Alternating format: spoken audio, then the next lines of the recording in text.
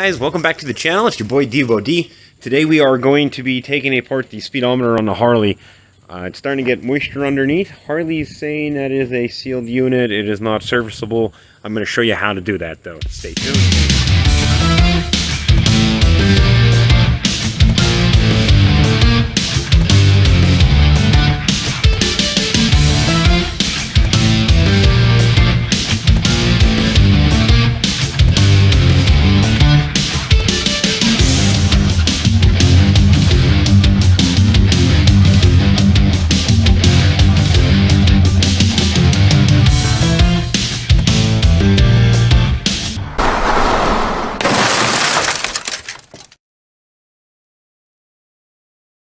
So this is what we're working with, and anybody who's had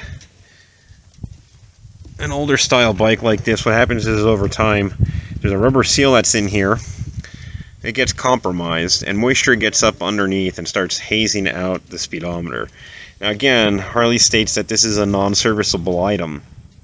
Ultimately, this metal ring here clasps behind the plastic, and it holds these two pieces together. I'm going to show you how we can kind of pry this part apart slowly without damaging anything.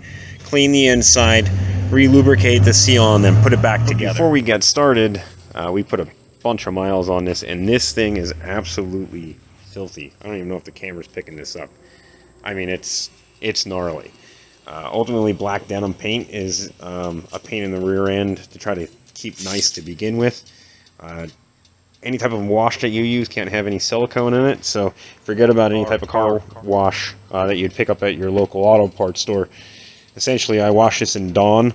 For any of like the heavy grease marks and stuff on denim, Harley sells a denim paint, like a wipe down kit. I have always used gasoline with this denim paint, and it gets off all of the oils from your hands, anything that would be on the paint. You can see back here you start getting some oil. I need to clean this up before I start working on it.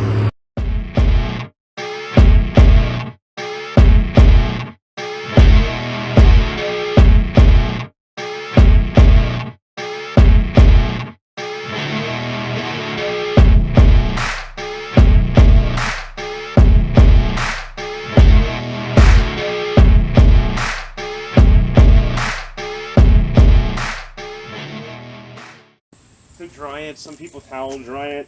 I use a chamois. This is something you can pick up at any of your local parts stores. The sun will do 90% of it, and because I'm using Dawn, there's no water spots that are left behind.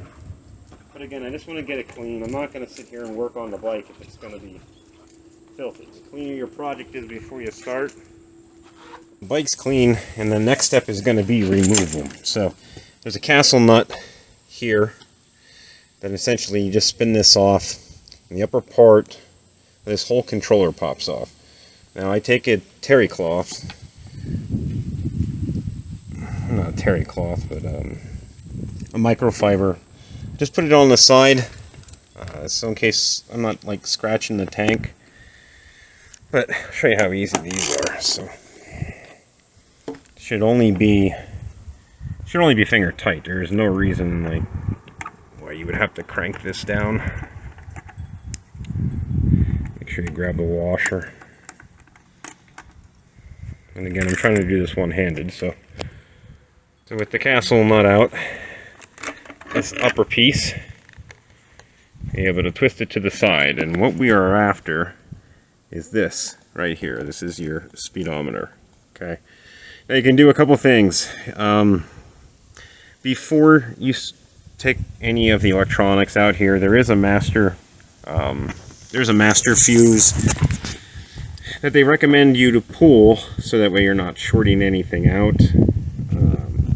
Ultimately, that would probably be great practice. So they say practice what you preach. I'm not going to do that though, because all I want to do is get this out. So pop in this clip.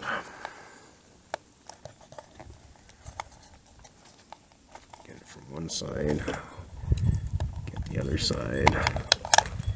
Grommet gets pulled out, and you'll see here that there's there's three plastic tabs here. I'm going to show you how to get get that. So from here you're going to push on the bezel, because these rubber pieces pop out. Yeah, real quick.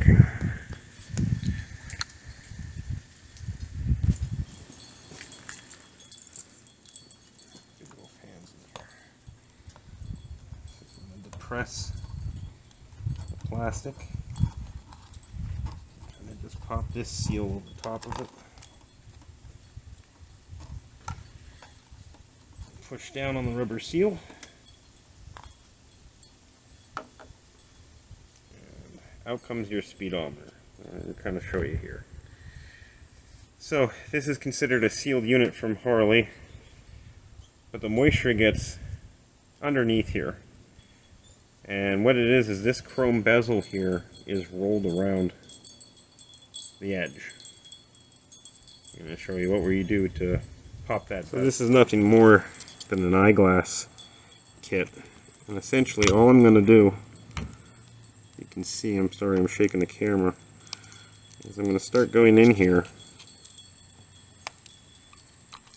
and loosening this chrome trim ring. This takes an absolute huge amount of patience. You don't want to come in here all willy-nilly and just start ripping everything apart. And again, all I'm doing is trying to crack the seal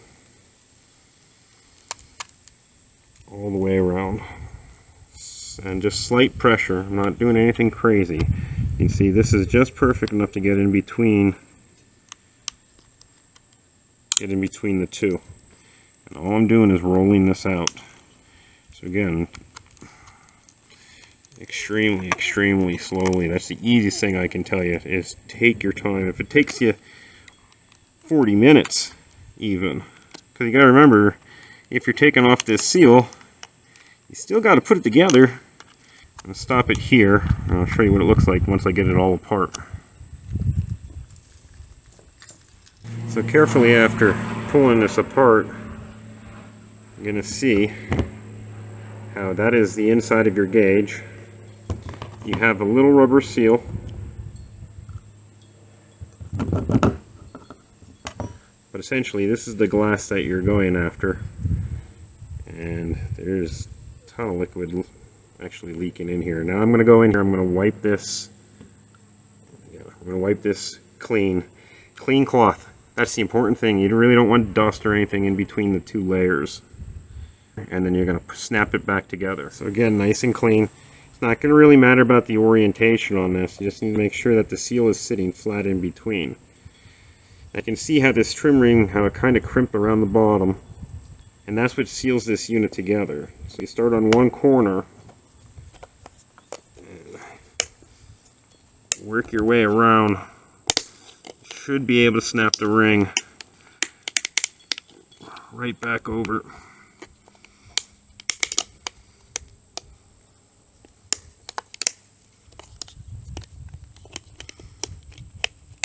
May need a little finessing in some of the harder spots. When you get to the corner or the end, it's easier if you kind of just pry up again on it to get this to snap together. What I like to do then is I'm going to take that same type of screwdriver. I'm going to take a flathead, something that's going to have a little wider base, and I'm going to take the screwdriver and I'm going to slowly go around the edging, trying to curl this back down. So that way its suction is real nice in the glass. If you don't get this a tight seal again, what will happen is the very first time you wash the bike, or there's a big temperature change, everything that you just did is going to come right back. And it's not like this is super difficult. Again, it's a lot of time and patience. Because if you ruin this trim ring, then at that point you need to buy a new one. I think these are $349 from Harley Davidson. And ultimately, you have to get the plug-in kit, so that way you can transfer everything over to the new speedometer, because if not, it's just going to mess everything up. So just take your time, and again, I'm going to roll this all back, and then it'll be going right back into the bike for reassemble. So once you have this back together, the rubber seal that pops out, this is probably going to be the hardest thing. Here has a groove. You need to get the groove back into the housing.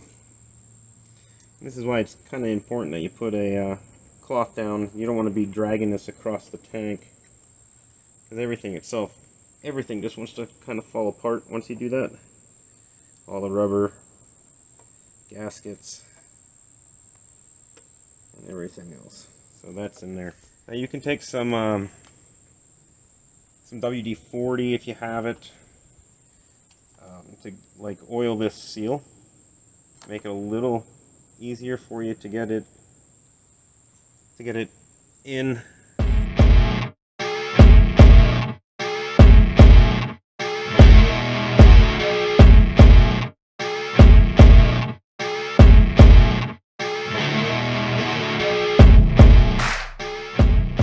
You can just try to sit here and gently slide it in.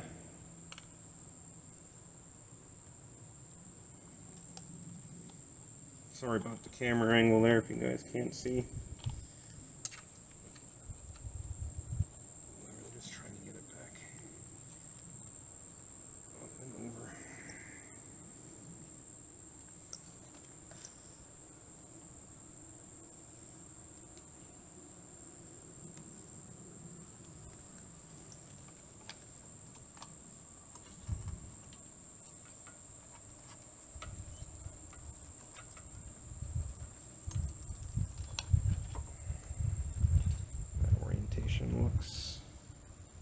Looks good.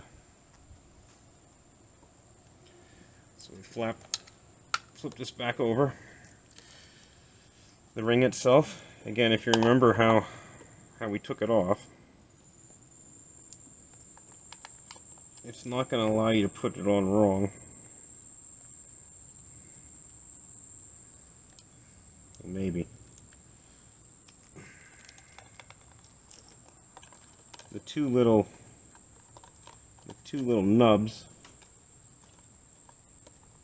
sit over, and that's just making sure you have it in the correct orientation. And it's literally pushing down and making sure that you get it to clip in. And that's it. That's everything there. To make sure you're in the correct orientation. Plug the plug back in.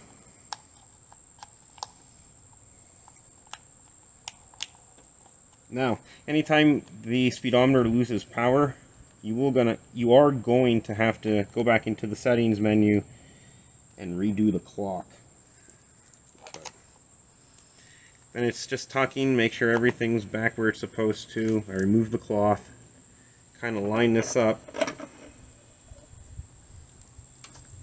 Make sure you're not pinching anything when you're putting it down.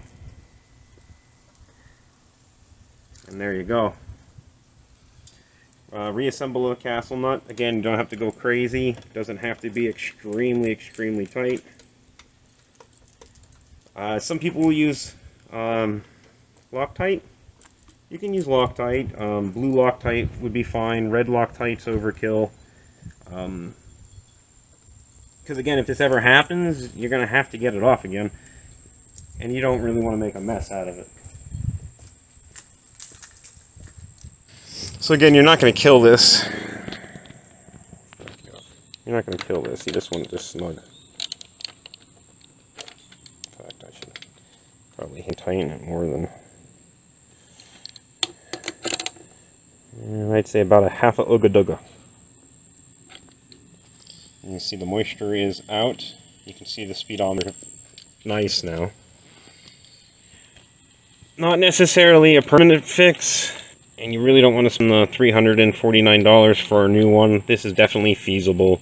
It will work the same way with any of the dressers, Ultra Classic, the Heritages. Listen to me, the Heritages. The Heritages. A wrap up for today's episode of Debo D. It is now starting to get extremely nice out, so I am roasting. If you like this type of content, don't forget to like, share, and subscribe. I will catch you in the next video. Peace.